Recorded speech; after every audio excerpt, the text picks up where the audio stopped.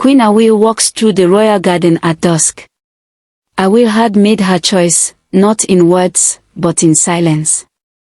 The fig tree knew her secret. The moon heard her vow.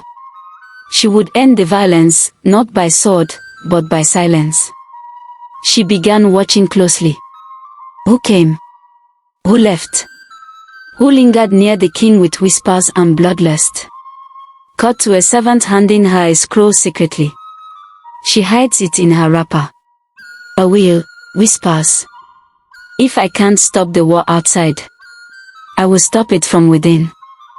Nightfall. Awele kneels by the old seer's feet under the sacred tree. Mama Ozioma, soft, raspy. Child, power listens, even when it pretends to ignore. If the king drinks poison, it's because someone whispered he was thirsty. Awele. I do not want to kill him. I want to save him from himself. Mama Ozioma. Then kill the hands that place firewood at his feet. Mama hands her a patch of herbs. Mama Ozioma. These are not poisons. They are awakenings. Palace feast. Awele prepares the king's wine with her herbal mix. It wasn't poison. But it would slow their tongues, confuse their plots, cloud the minds of those who desired war. That night, 3 of the king's most bloodthirsty warlords retired early. They would not rise for 2 days. They remembered nothing. The queen smiled, just SL. News arrives of a chief who died in his sleep. God. My queen, the chief of Okaro, was found, breathless. No wounds. No struggle. Awele said nothing. But she hadn't touched his wine. She hadn't planned it. But someone had taken her idea further. Awele, soft voice, to herself. Who walks beside me, in the dark? The king, pacing his chamber, sweat on his brow. King Obolomo. They die without cause. In their sleep. I see no blade, no traitor. Advisor. Perhaps, it is the gods. But deep inside, the king remembered something. The way Awele washed. The way she wept at night.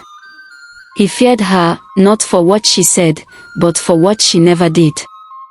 Awele meets a young palace servant girl, Onyema, at the river.